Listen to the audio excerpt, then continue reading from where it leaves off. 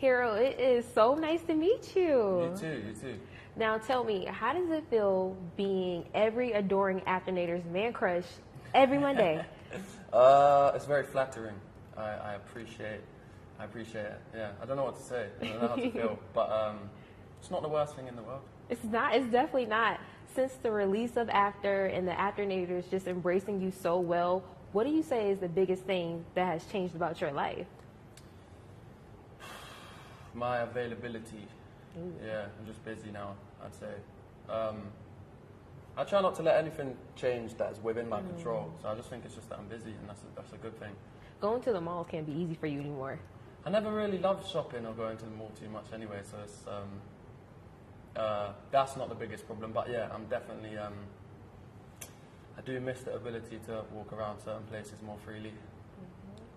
Since you're reprising your role as Hardin Scott, how do you feel like this role is challenging you as an actor the second time around? In every way. It's you always want a challenging role, obviously, and the first one was in a good way, and this one is in a different way. There's just more emotional scenes, some comedies. It's just a more kind of well-rounded character. We obviously get to know him better, so there's more that we do with him that gets to test me as an actor. You said emotional. How do you tap into those emotional scenes? What are you thinking about? What's going through your head? Changes between each one. I know some people like to use external sources to get themselves sad or happy or whatever. I tend to try and do it through the character. I haven't yet resorted to like watching sad videos before I shoot, but I hear some people do that. For me, it's all just like put yourself in the character's shoes, and they'll be, if it makes sense for them to be sad, once you're in their shoes, you will be, kind of thing. So speaking of putting yourself in your character's shoes, Tessa and Hardin have a really roller coaster ride of a relationship. So what can you take from their relationship and apply it to your life? What lessons have you learned from playing it?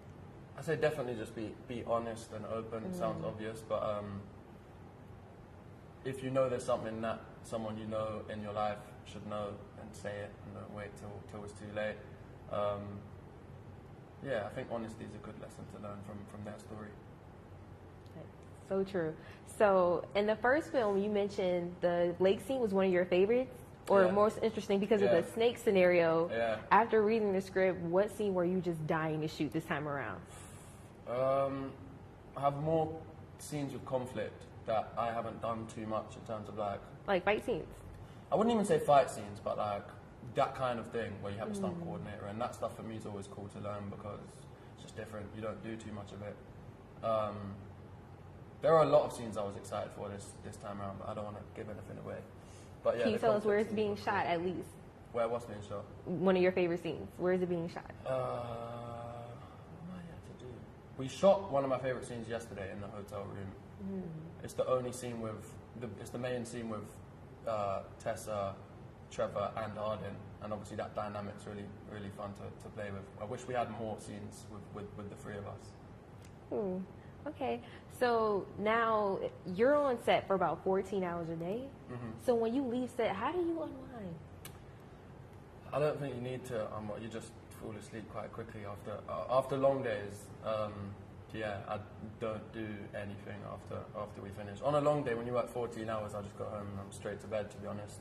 And then I prefer to wake up earlier in the morning and do more. But when you have enough time, go get some food somewhere, or to be honest, we do just end up chilling, the cast and crew or whatever, and then anytime we try and talk about something unrelated to the film, it just somehow goes back to talking about the film. So we're never really off work. When you're shooting, it's all you really think about. So it's cool. It sounds like horrible, but you're just in it, and then when you wrap, that's when you can unwind. Now, this is your second time shooting in Georgia, maybe even your third. Are there any places you like to frequent?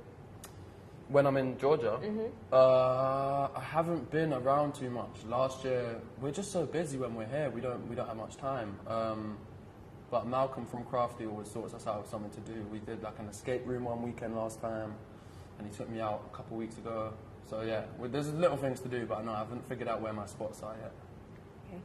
Thank you. Thank you so much.